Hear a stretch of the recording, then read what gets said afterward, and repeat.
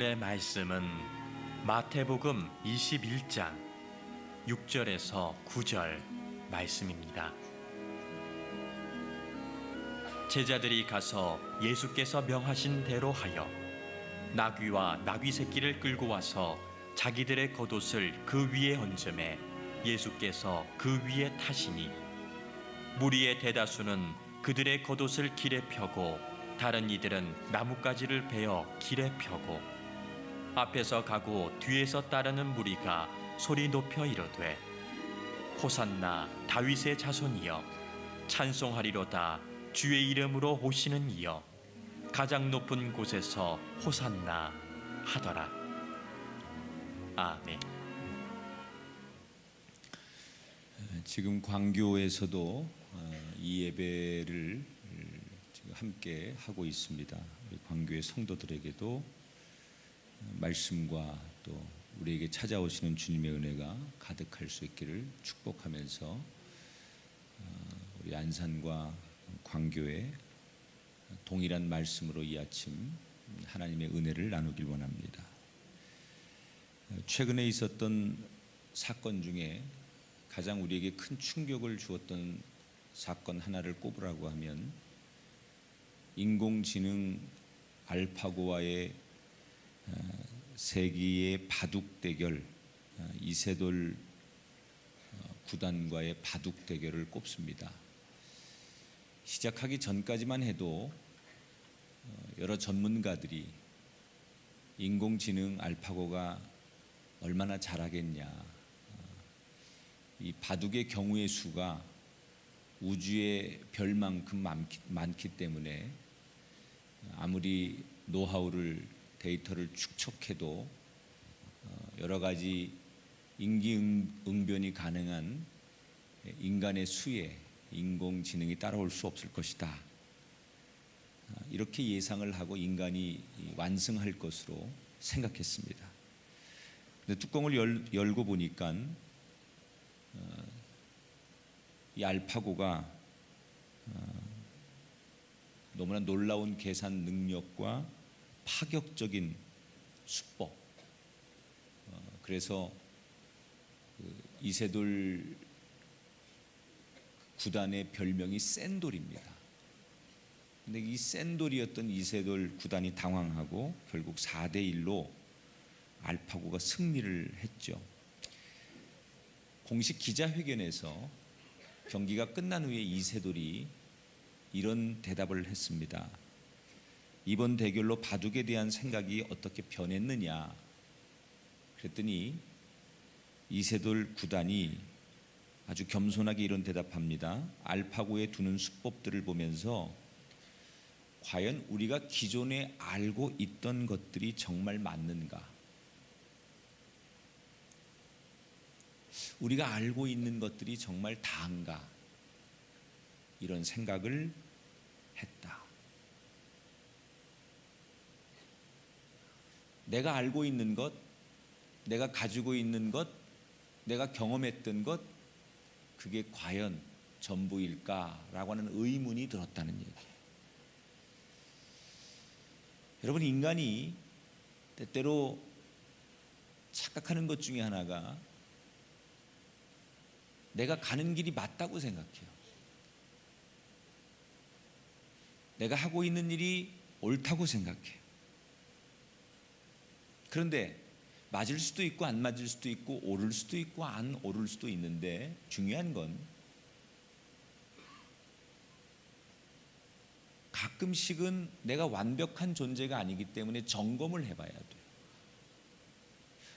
옳은 길을 갈 수 있어요. 지금 맞는 길을 갈 수 있어요. 그런데 나는 완벽한 존재가 아니기 때문에 이게 옳아, 그래서 절대로 뒤돌아보지 않고 누구 얘기도 듣지 않고 가는 것이 좋은 것이 아니라 때때로 자기를 돌아보며 점검할 수 있어야만 옳은 길을, 바른 길을 계속해서 갈 수 있거나, 혹시 옳다고 생각하고 바르다고 생각하고 갔는데 잘못되어서 중간에 다른 길을 가고 있다면 그 점검을 통하여 자기를 돌아볼 수 있다는 거예요. 우리가 이번 주간 고난주간이긴 하지만 새벽 기도를 하면서 한 가지 기도하는 게 있어요. 우리 성도들이 내가 가고 있는 길이 바른 것인지, 특히 신앙에 있어서 내 믿음이, 우리의 신앙이 옳은 길을 가고 있는지 다시 한번 점검하는 그런 시간이 됐으면 좋겠다. 오늘 조금 전 영상에서도 보신 것처럼 예수님께서 예루살렘에 입성하시는 장면이 나옵니다. 이 시간을 통해서 한번 다시 이 과정을 통하여 우리의 신앙은, 난 지금 예수를 제대로 믿고 있는 건지, 예수님을 제대로 알고 있는 건지 다시 한번 우리를 점검하는 그런 아침이기를 소망하면서, 오늘 말씀은 이런 겁니다. 예루살렘으로부터 한 2km 정도 떨어진 벳바가에 예수님이 계셨습니다. 아주 예루살렘 가까운 곳에, 예루살렘을 들어가려면 성문을 통과해야 돼요. 바로 그 성문 앞쪽에 한 2km 정도 되는 벳바게라고 하는 곳에 예수님이 제자들과 함께 계셨습니다. 그리고 문득 제자들에게 이렇게 명령하시죠. 저 건너 마을에 낙이 새끼 한 마리가 메어 있을 텐데 그것을 풀어가지고 와라. 혹시 주인이 이거 누가 가져오라고 했습니까? 그렇게 묻거든 주께서 쓰시겠다 하라 라고 말하라 라고 하면서 새끼 나귀를 가져오라고 하십니다. 예루살렘 성에 입성을 하는 거예요. 예수님 그걸 이제 계획하시는 거죠. 그런데 예수님은 왕이시죠. 그래서 걸어가지 않고 왕이 행차할 때는 뭔가 이렇게 동물들 위에서 또는 사람들이 태워가는 가마 이런 걸 타고 왕이 행차를 하는 거예요. 예수님은 이 땅의 왕이시기 때문에 예루살렘에 입성할 때 왕된 모습으로 들어가시는 거예요. 그래서 무언가 걸어가지 않고 다른 것에 앉혀서 가시길 원하셨어요. 그러나 이 땅의 왕들은, 군림하는 왕들은 되게 큰 말을 타거나 아주 위용이 있고 화려하고 이런 것들을 이용해서 왕이 행차하지만, 예수님은 애초부터 하늘에서 이 땅에 오실 때 낮은 곳 겸손함으로 오셨기 때문에 예루살렘에 입성하실 때도 겸손의 모습, 가장 낮은 자의 모습, 그래서 가장 연약하고 한 번도 사람을 태워본 적 없는 나귀 새끼를 선택하신 거예요. 왕이지만 그 왕은 군림하는 왕, 화려한 왕, 세상의 힘의 논리에 의한 왕이 아니라 하나님의 그 마음, 계획을 그대로 담은 겸손의 왕, 섬김의 왕, 낮아짐의 왕, 그것이 나귀를 통해서 표현되는 거예요. 제자들이 나귀 새끼를 가져옵니다.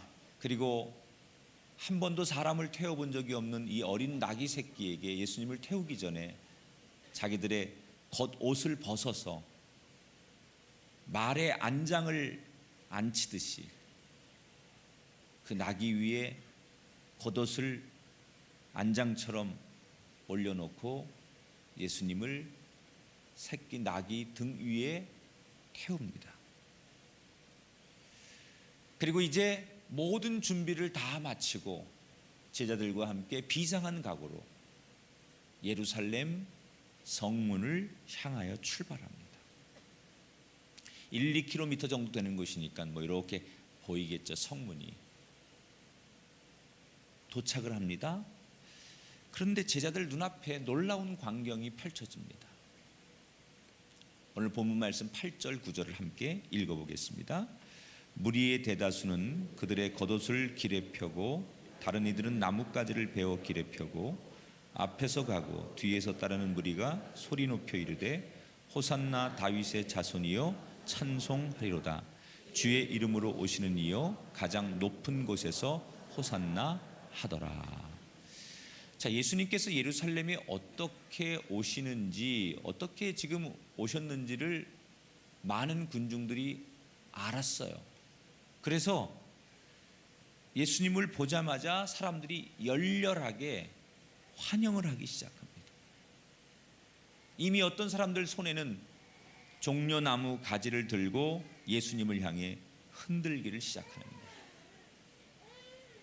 어떤 사람은 춤을 추기도 하고, 또 어떤 사람은 악기를 연주하기도 하고, 어떤 사람은 눈물을 흘리기도 하고, 어떤 사람은 노래를 하기도 해. 호산나 다윗의 자손이요 우리를 구원하소서. 이 말이 대단히 중요해요. 호산나 다윗의 자손이요 우리를 구원하소서. 이게 이 사람들이 외쳤던 목소리예요.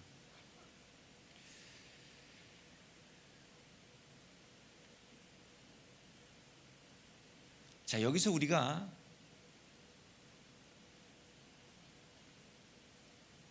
이 군중들이 외쳤던 이 구호에서 우리의 신앙, 우리의 믿음, 내가 알고 있는 예수님이 정확한지를 우리가 한번 돌아보는 점검의 메시지로 이 말씀을 묵상해야 되는데, 물론 예수님께서는 이 땅의 죄와 사망에서 우리를 구원하시기 위한 메시아로 오신 거예요.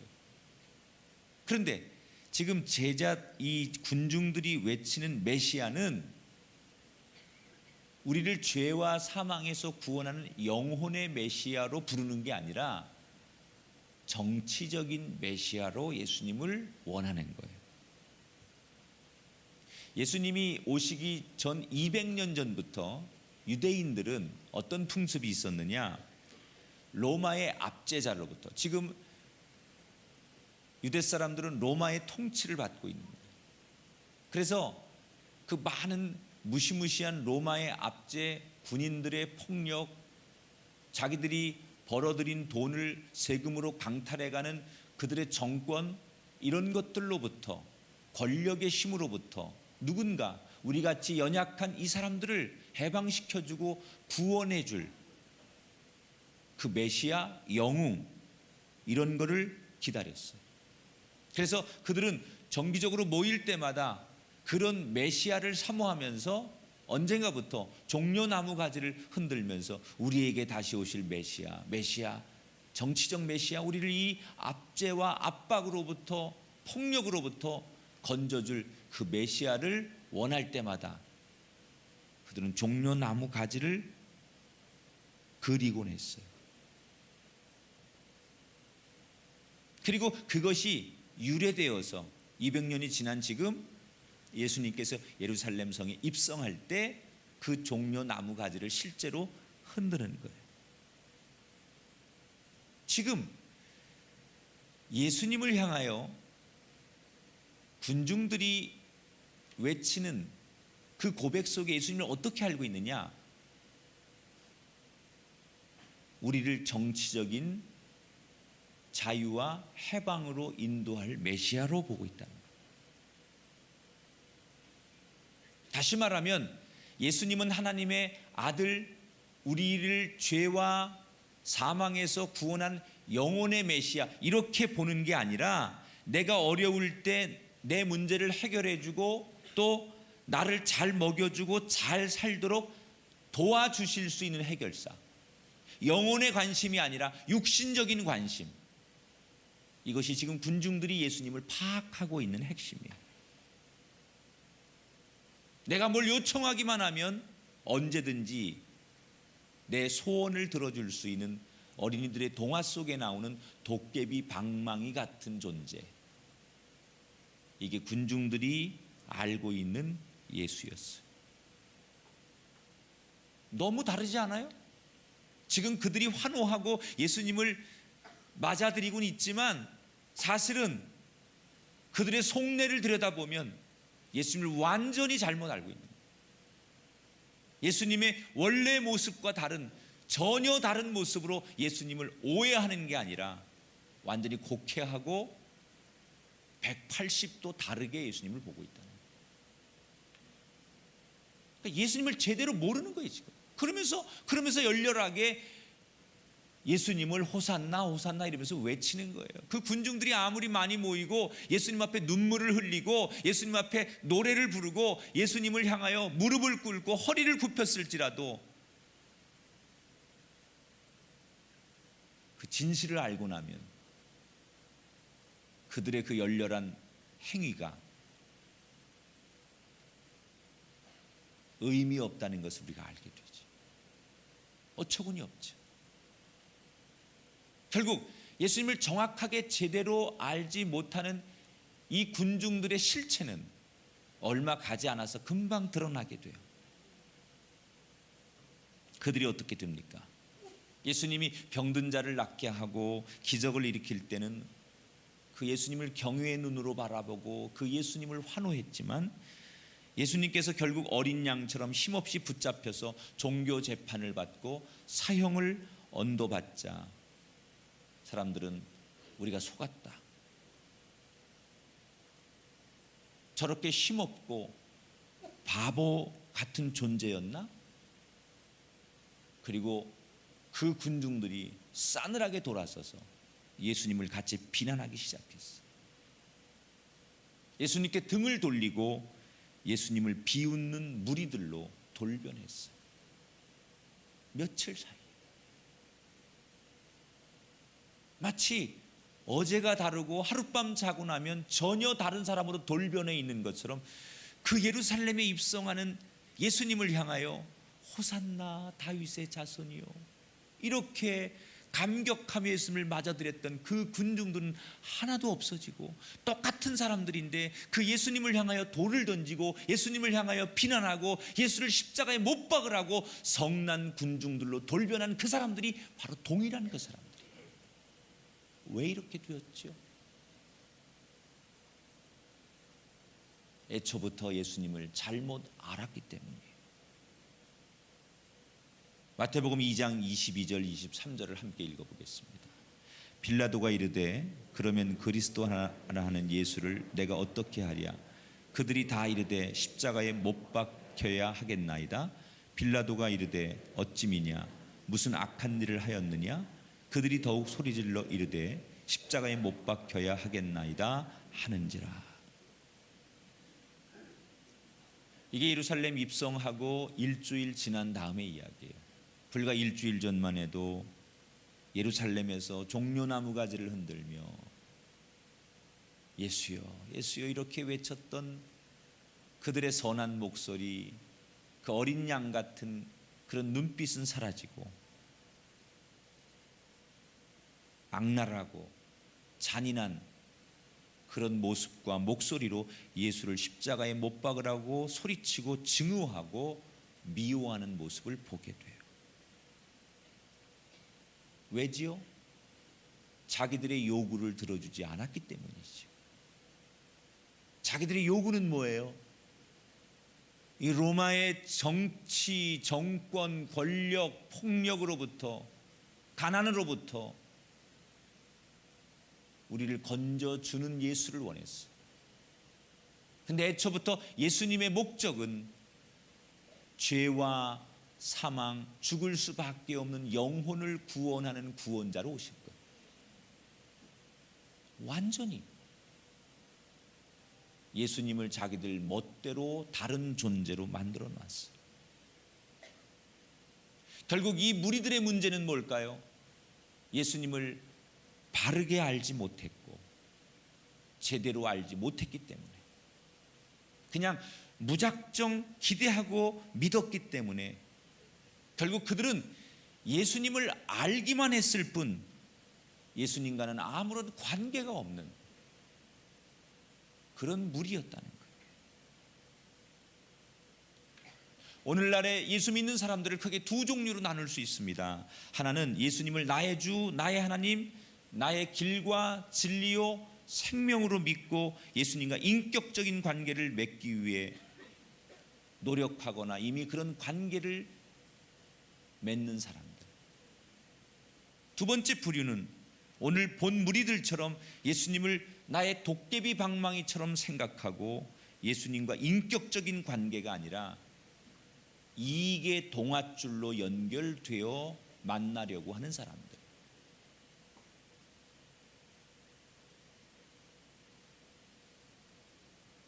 여러분은 예수님을 어떻게 알고 있습니까? 오늘 이 새벽 이 성전을 가득 메운 성도들, 우리 광교에 지금 이 영상의 설교를 함께 나누고 있는 형제자매 여러분, 여러분은 예수님을 어떻게 알고 믿어 오셨습니까? 오늘 이 아침 여기 나오기까지 내가 이런 소원, 이런 기도의 제목을 가지고 나가서 이것만 응답받으면 되지라고 생각하고 오시진 않으셨습니까? 우리가 이 땅에서 아무리 잘 먹고 잘 살아도 그 인생이 하나님 앞에 구원받지 못하는 인생이라면 무슨 소용이 있겠습니까? 사랑하는 여러분,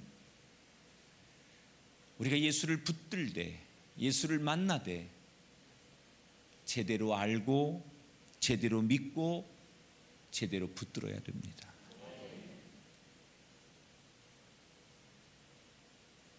예수님을 내 인생에 이용하는 대상이 아니라 내가 평생 믿고 따라야 할 길과 진리와 생명으로 믿고 고백하는 저와 여러분이 되기를 주의 이름으로 축원합니다. 오해 없이 예수님을 따랐으면 좋겠어요. 이 고난주간 첫날을 맞이하면서 내가 믿는 예수님, 그저 나에게 단순히 돈을 달라면 돈을 주고 먹을 걸 달라면 먹을 걸 주는 도깨비 방망이 같은 나의 욕망과 욕구를 채우는 분이 아니라 이 땅의 길과 진리와 생명으로 오신 진정한 하나님의 아들임을 눈을 열어 볼 수 있게 되고 우리의 마음을 열어 받아들일 수 있게 되기를 주의 이름으로 축원합니다. 그저 예수님이 2000년 전에 왔다가 간 역사적 인물 한 사람으로 평가하는 것이 아니라 나를 사랑하셔서 나의 죄를 위하여 자기를 내어주셔서 내 죄 대신 죽으신 나의 구세주임을 여러분 입술로 올바르게 고백하는 한 분 한 분이 되시기를 축원합니다. 한번 따라합시다. 하나님, 내가 예수님을 바르게 믿게 하여 주옵소서. 오늘 새벽의 기도 제목입니다. 내가 예수님을 바르게 믿게 하옵소서. 오늘 하루의 묵상입니다. 아니, 우리 평생의 숙제입니다. 예수님 바르게 믿게 해 주옵소서. 다시 한번 내 믿음을 점검해 보시자고요. 나는 아주 신앙적으로 열심히 이 새벽 기도를 나올 만큼 믿음이 있는 사람, 이렇게 자기 자신을 평가하고 여기 나온 여러분 가운데 혹시 나는 지금 예루살렘 그 성문 앞에 모인 군중처럼 환호는 하지만 이 예배의 자리에 참여는 했지만 바른 예수를 고백하지 못하고 있다면 그 무리 속에서 생각이 바뀌어지는, 정말 예수님의 마음을 함께 묵상하고 그 천국을 향하여 한 걸음 한 걸음 걸어가시는 아름다운 여정이 되시기를 주의 이름으로 축원합니다. 축원합니다.